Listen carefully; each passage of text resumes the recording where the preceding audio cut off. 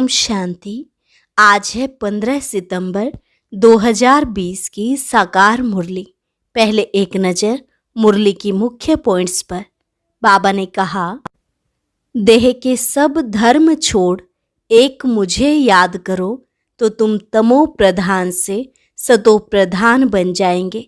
मैं गुजराती हूँ, फलाना हूँ, यह सब छोड़ो, अपने को आत्मा समझ बाप को याद करो।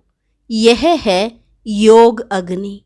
फिर कहा, बाप तुमको स्वर्ग के सुख के लिए पढ़ा रहे हैं, उसके लिए तुम पुरुषार्थ करते रहो।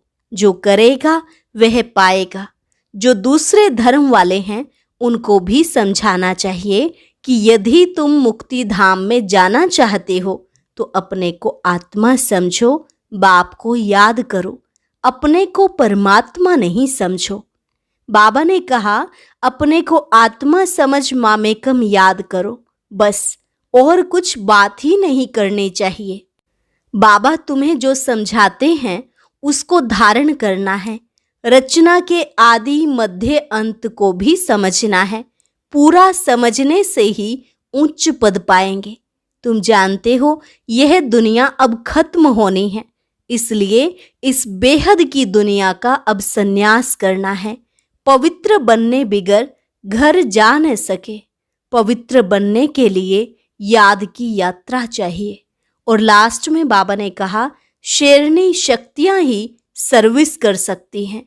जिनका अभ्यास नहीं उनको तो बात भी नहीं करनी चाहिए, नहीं तो बीके का नाम बदनाम कर देंगे। तुम सबको समझाते रहो, फिर तुम्हारे कुल का जो होगा वह आ जाएगा। अब सुनते हैं महावाक्यों को विस्तार से। मुरली का सार। मीठे बच्चे, बाप आए हैं तुम्हें ज्ञान का तीसरा नेत्र देने, जिससे तुम सृष्टि के आदि मध्य अंत को जानते हो। प्रश्न, शेरनी शक्तियां ही कौन सी बात हिम्मत के साथ समझा सकती हैं? उत्तर, दूसरे धर्म वालों को यह बात समझाना है कि बाप कहते हैं तुम अपने को आत्मा समझो, परमात्मा नहीं। आत्मा समझकर बाप को याद करो तो विकर्म विनाश होंगे और तुम मुक्ति धाम में चले जाएंगे। परमात्मा समझने से तुम्हारे विकर्म विनाश नहीं हो सकते। यह बात बहुत हिम्मत से शेरनी शक्तियां ही समझा सकती हैं। समझाने का भी अभ्यास चाहिए। गीत, नयनहीन को राह दिखाओ प्रभु। ओम शांति। बच्चे अनुभव कर रहे हैं रूहानी याद की यात्रा में कठिनाई देखने में आती है। भक्ति मार्ग में दर दर ठोकरें खानी ही होती हैं। अनेक प्रकार के जप तप यज्ञ करते, शास्त्र आदि पढ़ते हैं, जिस कारण ही ब्रह्मा की रात कहा जाता है। आधा कल्प रात, आधा कल्प दिन। ब्रह्मा अकेला तो नहीं होगा ना। प्रजापिता ब्रह्मा है तो जरूर उनके बच्चे कुमार कुमारियां भी होंगे, परंतु मनुष्य नहीं जानते हैं। बाप ही बच्चों को ज्ञान का तीसरा नेत्र देते हैं, जिससे तुमको सृष्टि के आदि मध्य अंत का ज्ञान मिला हुआ है। तुम कल्प पहले भी ब्राह्मण थे और देवता बने थे। जो बने थे वही फिर बनेंगे। आदि सनातन देवी देवता धर्म के तुम हो। तुम ही पूज्य और पुजारी बनते हो। अंग्रेजी में पूज्य को वर्शिप वर्दी और पुजारी को वर्शिपर कहा जाता है। भारत ही आधा कल्प पुजारी बनता है। आत्मा मानती है हम पूज्य थे, फिर हम ही पुजारी बने हैं। पूज्य से पुजारी, फिर पूज्य बनते हैं। बाप तो पूज्य पुजारी नहीं बनते। तुम कहेंगे हम पूज्य पावन सो देवी देवता थे, फिर 84 जन्मों के बाद कंप्लीट पतित पुजारी बन जाते हैं। अभी भारतवासी जो आदि सनातन देवी देवता धर्म वाले थे, उन्हों को अपने धर्म का कुछ भी पता नहीं है। तुम्हारी इन बातों को सब धर्म वाले नहीं समझेंगे। जो इस धर्म के वहां कन्वर्ट हो गए होंगे वही आएंगे। ऐसे कन्वर्ट तो बहुत हो गए हैं। बाप कहते हैं जो शिव और देवताओं के पुजारी हैं उनको सहज है, अन्य धर्म वाले माथा खपाएंगे। जो कन्वर्ट होगा उनको टच होगा और आकर समझने की कोशिश करेंगे, नहीं तो मानेंगे नहीं। आर्य समाजियों में से भी बहुत आए हुए हैं, सिख लोग भी आए हुए हैं। आदि सनातन देवी देवता धर्म वाले जो कन्वर्ट हो गए हैं उनको अपने धर्म में जरूर आना पड़ेगा। झाड़ में भी अलग अलग सेक्शन है, फिर आएंगे भी नंबरवार। टाल टालियां निकलती रहेंगी। वह पवित्र होने के कारण उन्हों का प्रभाव अच्छा निकलता है। इस समय देवी देवता धर्म का फाउंडेशन है नहीं जो फिर लगाना पड़ता है। बहन भाई तो बनाना ही पड़े। हम एक बाप के बच्चे, सब आत्माएं भाई भाई हैं, फिर भाई बहन बनते हैं। अब जैसे कि नई सृष्टि की स्थापना हो रही है, पहले पहले हैं ब्राह्मण। नई सृष्टि की स्थापना में प्रजापिता ब्रह्मा तो जरूर चाहिए। ब्रह्मा द्वारा ब्राह्मण होंगे। इनको रुद्र ज्ञान यज्ञ भी कहा जाता है। इसमें ब्राह्मण जरूर चाहिए। प्रजापिता ब्रह्मा की औलाद जरूर चाहिए। वह है ग्रेट ग्रेट ग्रैंडफादर। ब्राह्मण है पहले नंबर में चोटी वाले। आदम बीबी एडम ईव को मानते भी हैं। इस समय तुम पुजारी से पूज्य बन रहे हो। तुम्हारा सबसे अच्छा यादगार मंदिर दिलवाड़ा मंदिर है। नीचे तपस्या में बैठे हैं, ऊपर में राजाई, और यहाँ तुम चैतन्य में बैठे हो। यह मंदिर खलास हो जाएंगे, फिर भक्ति मार्ग में बनेंगे।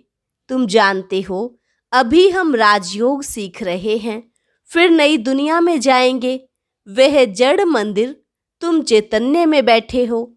मुख्य मंदिर यह ठीक बना हुआ है। स्वर्ग को नहीं तो कहाँ दिखाएं, इसलिए छत में स्वर्ग को दिखाया है। इस पर बहुत अच्छा समझा सकते हो। बोलो भारत ही स्वर्ग था, फिर अब भारत नर्क है। इस धर्म वाले झट समझेंगे। हिंदुओं में भी देखेंगे तो अनेक प्रकार के धर्मों में जाकर पड़े हैं। तुमको बहुत मेहनत करनी पड़ती है निकालने में। बाबा ने समझाया है अपने को आत्मा समझ, मामेकम याद करो। बस और कुछ बात ही नहीं करना चाहिए। जिनका अभ्यास नहीं उनको तो बात करनी भी नहीं चाहिए, नहीं तो बीके का नाम बदनाम कर देते हैं। अगर दूसरे धर्म वाले हैं तो समझाना चाहिए कि यदि तुम मुक्ति धाम में जाना चाहते हो तो अपने को आत्मा समझो, बाप को याद करो। अपने को परमात्मा नहीं समझो। अपने को आत्मा समझ बाप को याद करेंगे तो तुम्हारे जन्म जन्मांतर के पाप कट जाएंगे और मुक्ति धाम में चले जाएंगे। तुम्हारे लिए यह मन मनाभव का मंत्र ही बस है, परंतु बात करने की हिम्मत चाहिए। शेरनी शक्तियां ही सर्विस कर सकती हैं। सन्यासी लोग बाहर में जाकर विलायत वालों को ले आते हैं कि चलो तुमको स्पिरिचुअल नॉलेज देवें। अब वह बाप को तो जानते ही नहीं, ब्रह्म को भगवान समझ कह देते इसको याद करो। बस यह मंत्र दे देते हैं, जैसे किसी चिड़िया को अपने पिंजड़े में डाल देते हैं। तो ऐसे ऐसे समझाने में भी टाइम लगता है। बाबा ने कहा था हर एक चित्र के ऊपर लिखा हुआ हो शिव भगवानो वाच। तुम जानते हो इस दुनिया में धनी बिगर सब निधन के हैं। पुकारते हैं तुम मात पिता हम बालक तेरे, तुम्हारी कृपा से सुख घनेरे। अच्छा उनका अर्थ क्या? ऐसे ही बोलते रहते तुम्हारी कृपा से सुख घनेरे। अब बाप तुमको स्वर्ग के सुख के लिए पढ़ा रहे हैं, जिसके लिए तुम पुरुषार्थ कर रहे हो। जो करेगा वह पाएगा। इस समय तो सब पतित हैं, पावन दुनिया तो एक स्वर्ग ही है। यहाँ कोई भी सतो प्रधान हो न सके। सतयुग में जो सतो प्रधान थे वही तमो प्रधान पतित बन जाते हैं। क्राइस्ट के पिछाड़ी जो उनके धर्म वाले आते हैं वह तो पहले सतो प्रधान होंगे ना। जब लाखों की अंदाज में होते हो तब लश्कर तैयार होता है लड़कर बादशाही लेने। उनको सुख भी कम तो दुख भी कम। तुम्हारे जैसा सुख तो किसको मिल ना सके। तुम अभी तैयार हो रहे हो सुख धाम में आने के लिए। बाकी सब धर्म कोई स्वर्ग में थोड़े ही आते हैं। भारत जब स्वर्ग था तो उन जैसा पावन खंड कोई होता नहीं। जब बाप आते हैं तभी ईश्वरीय राज्य स्थापन होता है। वहाँ लड़ाई आदि की बात नहीं। लड़ना झगड़ना तो बहुत पीछे शुरू होता है। भारतवासी इतना नहीं लड़े हैं, थोड़ा आपस में लड़कर अलग हो गए हैं। द्वापर में एक दो पर चढ़ाई करते हैं। यह चित्र आदि बनाने में भी बड़ी बुद्धि चाहिए। यह भी लिखना चाहिए कि भारत जो स्वर्ग था सो फिर नरक जैसा कैसे बना है, आकर समझो। भारत सदगति में था, अब दुर्गति में है। अब सदगति को पाने के लिए ही बाप नॉलेज देते हैं। मनुष्यों में यह रूहानी नॉलेज होती नहीं, यह होती है परम पिता परमात्मा में। बाप यह नॉलेज देते हैं आत्माओं को, बाकी तो सब मनुष्य मनुष्यों को ही देते हैं। शास्त्र भी मनुष्यों ने लिखे हैं, मनुष्यों ने पढ़े हैं। यहाँ तो तुम्हें रूहानी बाप पढ़ाते हैं और रूह पढ़ती है। पढ़ने वाली तो आत्मा है ना, वह लिखने और पढ़ने वाले मनुष्य ही हैं। परमात्मा को तो शास्त्र आदि पढ़ने की दरकार नहीं। बाप कहते हैं इन शास्त्रों आदि से किसकी भी सदगति हो नहीं सकती। मुझे ही आकर सबको वापस ले जाना है। अभी तो दुनिया में करोड़ों मनुष्य है। सतयुग में जब इन लक्ष्मी नारायण का राज्य था तो वहाँ 9 लाख होते हैं। बहुत छोटा झाड़ होगा। फिर विचार करो इतनी सब आत्माएं कहाँ गई। ब्रह्म में व पानी में तो नहीं लीन हो गई, वह सब मुक्ति धाम में रहती हैं। हर एक आत्मा अविनाशी है, उनमें अविनाशी पार्ट नूंधा हुआ है जो कभी मिट नहीं सकता। आत्मा विनाश हो न सके। आत्मा तो बिंदी है, बाकी निर्वाण आदि में कोई भी जाता नहीं। सबको पार्ट बजाना ही है। जब सब आत्माएं आ जाती हैं तब मैं आकर सबको ले जाता हूँ। पिछाड़ी में है ही बाप का पार्ट। नई दुनिया की स्थापना, फिर पुरानी दुनिया का विनाश, यह भी ड्रामा में नोंद है। तुम आर्य समाजियों के झुंड को समझाएंगे तो उसमें जो कोई इस देवता धर्म का होगा उनको टच होगा। बरोबर, यह बात तो ठीक है। परमात्मा सर्वव्यापी कैसे हो सकता? भगवान तो बाप है, उनसे वर्षा मिलता है। कोई आर्य समाजी भी तुम्हारे पास आते हैं ना, उनको ही सैपलिंग कहा जाता है। तुम समझाते रहो, फिर तुम्हारे कुल का जो होगा वह आ जाएगा। भगवान बाप ही पावन होने की युक्ति बताते हैं।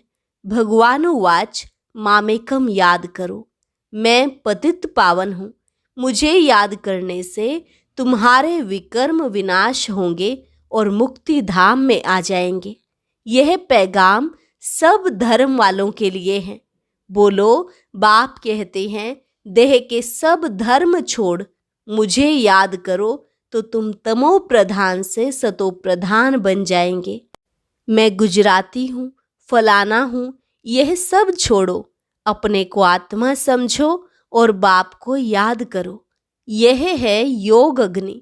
संभाल कर कदम उठाना है, सब नहीं समझेंगे। बाप कहते हैं पतित पावन मैं ही हूँ, तुम सब हो पतित। निर्वाण धाम में भी पावन होने बिगर आ न सके। रचना के आदि मध्य अंत को भी समझना है। पूरा समझने से ही उच्च पद पाएंगे। थोड़ी भक्ति की होगी तो थोड़ा ज्ञान समझेंगे, बहुत भक्ति की होगी तो बहुत ज्ञान उठाएंगे। बाप तो समझाते हैं उसको धारण करना है। वानप्रस्थियों के लिए और ही सहज है, गृहस्थ व्यवहार से किनारा कर लेते हैं।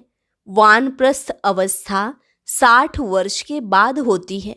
गुरु भी तब करते हैं। आजकल तो छोटेपन में ही गुरु करा देते हैं, नहीं तो पहले बाप, फिर टीचर, फिर 60 वर्ष के बाद गुरु किया जाता। सदगति दाता तो एक ही बाप है। यह अनेक गुरु लोग थोड़े ही हैं। यह तो सब पैसे कमाने की युक्तियां हैं। सतगुरु है ही एक, सबकी सदगति करने वाला। बाप कहते हैं, मैं तुमको सब वेदों शास्त्रों का सार समझाता हूँ। यह सब है भक्ति मार्ग की सामग्री। सीढ़ी उतरना होता है। ज्ञान, भक्ति, फिर भक्ति का है वैराग्य। जब ज्ञान मिलता है तभी भक्ति का वैराग्य होता है। इस पुरानी दुनिया से तुमको वैराग्य होता है। बाकी दुनिया को छोड़ कहाँ जाएंगे? तुम जानते हो यह दुनिया ही खत्म होनी है, इसलिए अब बेहद की दुनिया का संन्यास करना है। पवित्र बनने बिगर घर जा न सके। पवित्र बनने के लिए याद की यात्रा चाहिए।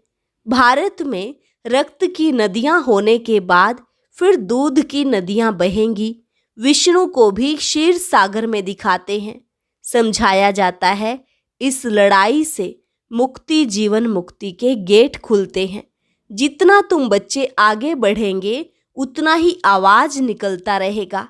अब लड़ाई लगी कि लगी। एक चिंगारी से देखो आगे क्या हुआ था। समझते हैं कि लड़ेंगे जरूर। लड़ाई चलती ही रहती है। एक दो के मददगार बनते रहते हैं। तुमको भी नई दुनिया चाहिए तो पुरानी दुनिया जरूर खत्म होनी चाहिए। अच्छा, मीठे मीठे सिकिलधे बच्चों प्रति मात पिता बाप दादा का याद प्यार और गुड मॉर्निंग। रूहानी बाप की रूहानी बच्चों को नमस्ते। रूहानी बच्चों की रूहानी बाप दादा को नमस्ते नमस्ते, गुड मॉर्निंग। धारणा के लिए मुख्य सार। पहली पॉइंट, यह पुरानी दुनिया अब खत्म होनी है, इसलिए इस दुनिया का संन्यास करना है। दुनिया को छोड़कर कहाँ जाना नहीं है, लेकिन इसे बुद्धि से भूलना है। दूसरी पॉइंट, निर्वाण धाम में जाने के लिए पूरा पावन बनना है। रचना के आदि मध्य अंत को पूरा समझकर नई दुनिया में उच्च पद पाना है। वरदान, अलबेलेपन की नींद को तलाक देने वाले निद्रा जीत चक्रवर्ती भव। अलबेलेपन की नींद को तलाक देने वाले निद्रा जीत चक्रवर्ती भव। साक्षात्कार मूर्त बन भक्तों को साक्षात्कार कराने के लिए अथवा चक्रवर्ती बनने के लिए निद्रा जीत बनो। जब विनाश काल भूलता है तब अलबेलेपन की नींद आती है। भक्तों की पुकार सुनो। दुखी आत्माओं के दुख की पुकार सुनो।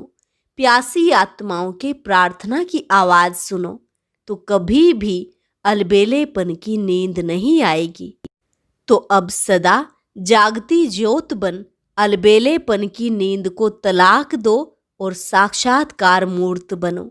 स्लोगन, तन मन धन, मन वाणी कर्म किसी भी प्रकार से बाप के कर्तव्य में सहयोगी बनो तो सहज योगी बन जाएंगे।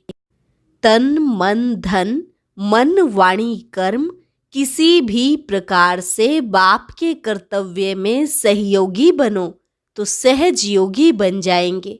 अच्छा, ओम शांति।